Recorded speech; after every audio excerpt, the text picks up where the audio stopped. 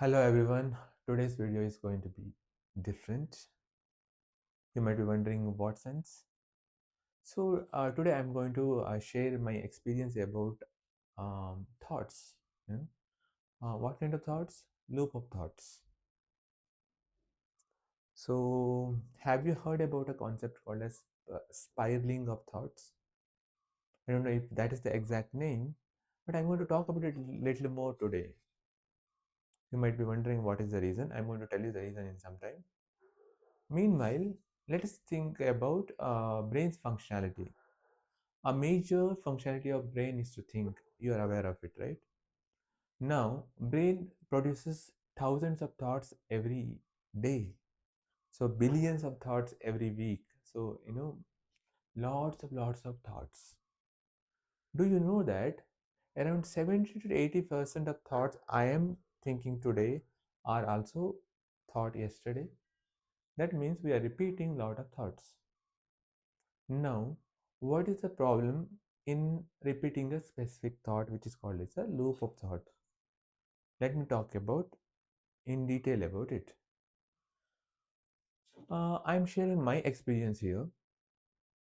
So I remember as a child, you know, I was very knowledgeable. I mean, in the sense, I was aware of my surroundings a lot.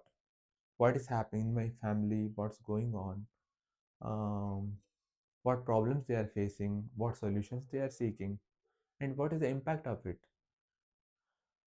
Um, One of my close relatives committed suicide at the age of 25 or something. It hurt me a lot. It was very close to my heart. I was understanding what was happening in the family and what was happening here with him, but I could not help it.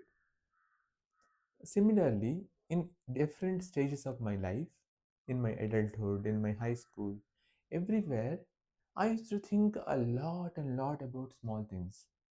One example I can remember from my past is I was supposed to give a speech, and it was supposed to be held in a school different than ours, where multiple schools used to gather. I kept thinking about that event every day. How will I do it? How do I do it? Even though I delivered a remarkable speech and got accolades for it, but still, I know what I went through. And it was not only for that, there were many things for which I suffered the same thing. And this is one instance I spoke about. I'm going to mention a few more instances.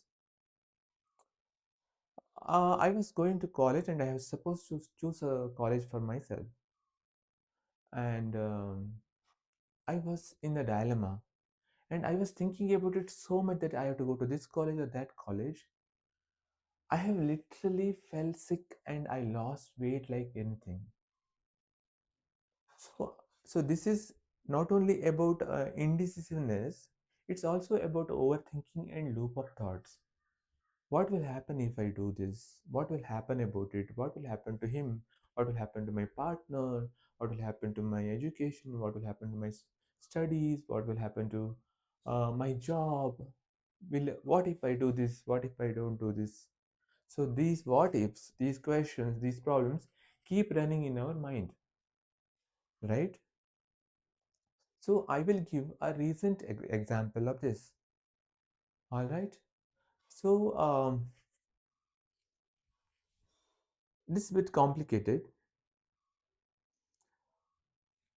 I came to know recently that you know my partner's preferences not exactly match my features, right? So I was quite confused and worried about it. I was not knowing what to do it. So the spiral of thoughts are so heavy that it kept coming in my mind. All right. Also, you know something?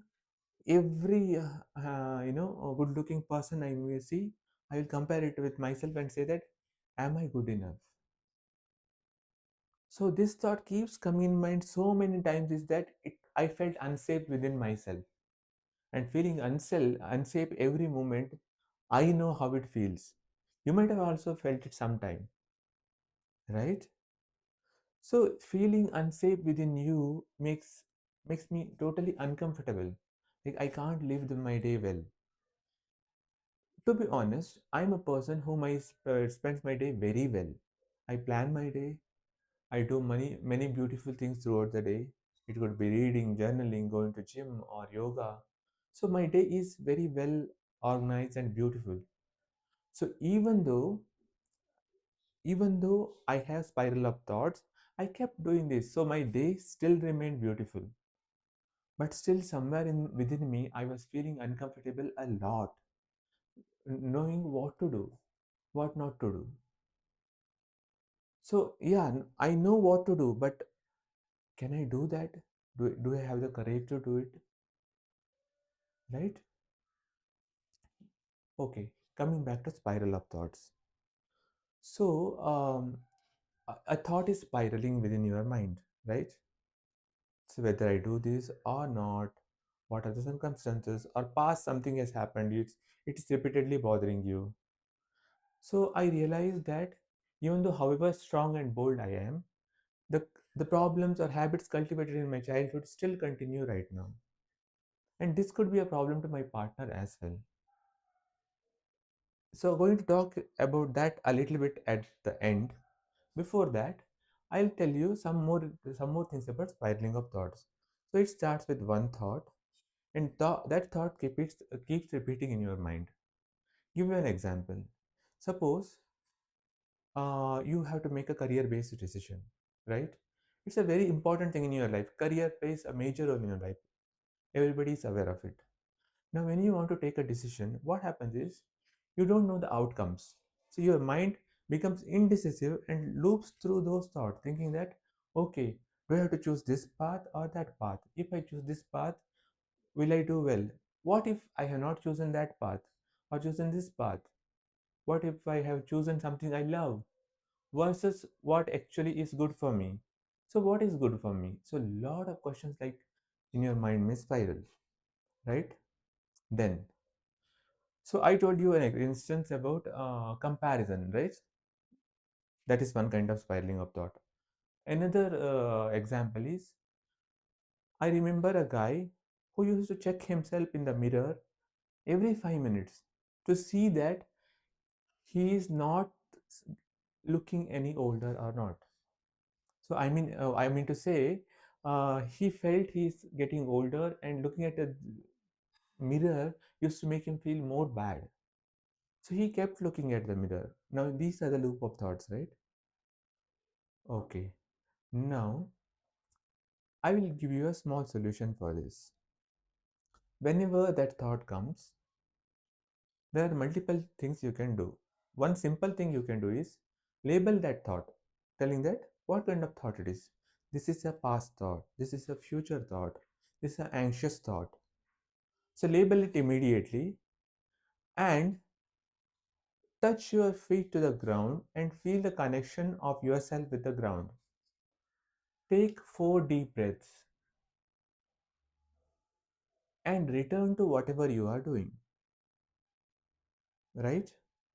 This applies to a lot of things in life. Another example, I had the urge to check my partner's phone a lot of times, but I know it is stealing someone's privacy, right? So to avoid that, what I used to do is I would postpone that for 24 hours, and if I still feel like checking his or her phone, then I will do it. So that urge would be gone by then, actually, usually. And also I will see this emotion, no, this thought, every emotion, it has a peak and it falls down.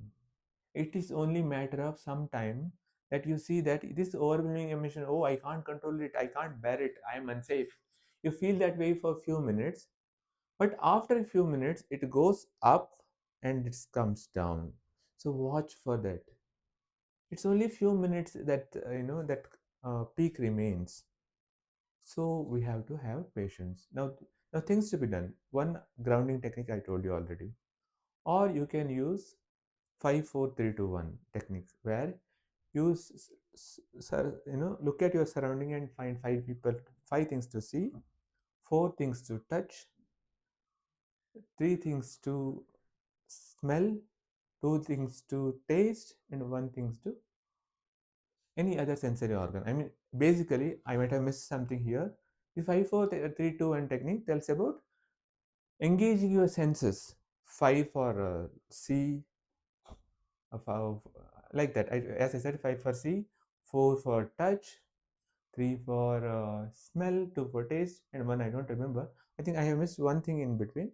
But if you Google about it, 5, 4, 3, 2, 1 technique, you will get more information. All right. Now, what else you could do? Having patience and ask yourself, is it just a thought or a feeling or reality? Feeling or fact? That question you ask yourself. Next question is, close your eyes and imagine. It is not always possible. Whenever possible, you can do it. Imagine some beautiful scene in front of you. Like whenever I want to do it, I imagine about beautiful sea, beach. I'm sitting over there. Calm yourself down. Relax. Try to be comfortable with your thoughts. They say getting comfortable with your discomfort, right? So I have been trying these techniques since some time. I think to a large extent it was useful. Now I am coming to the last part of this video where I talk about the summary and also what is it the outcome for me to come out of this spiral, what I decided to do. So this loop of thoughts, no, it can happen to anyone. I don't know how intense it would be for others, but for me it is very intense, and I've handled it multiple times. So I'm proud of myself that every time such situation comes, I come out of it. So how do I come out of it? By focusing on grounding techniques, by doing some visualization, by relaxing your mind and body. And remember, this emotion is a wave. Initially, it has a peak and it go down, then it comes in waves. But let it come and go, and slowly you will be fine. Okay. And what I decided is, as we come to the end of the video, I would like to say that, see, everyday problems will come. People will have expectations. You will have expectations from you. But what I'm telling is, can we be able to work on our personality rather than looks, features, or external things? Improve as a person rather than, as somebody else, because these external features, they will die eventually, right? They fade away.